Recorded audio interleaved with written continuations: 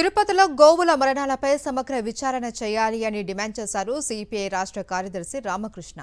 భూమన ఆరోపణలపై పాజిటివ్గా స్పందించాలి అన్నారు.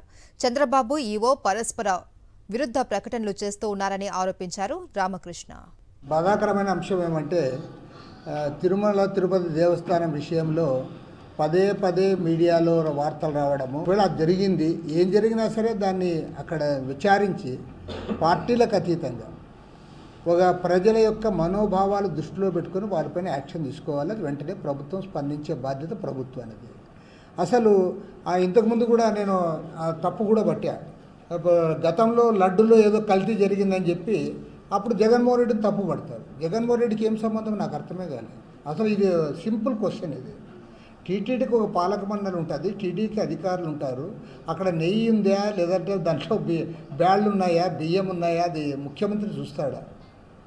కానీ అసలు చంద్రబాబు నాయుడు, పవన్ కళ్యాణ్ కూడా జగన్మోహన్ రెడ్డి తప్పు పడుతూ మాట్లాడతారు. అదేవిధంగా ఇప్పుడు కూడా అక్కడ ఆవులు చనిపోయినాయి అనుకో, చనిపోయినాయా లేదా అనేది అక్కడ ఉన్న వాళ్ళు చూసుకోవాలో వారు సమాధానం చెప్తారు. చంద్రబాబు నాయుడు స్పందిస్తాడు.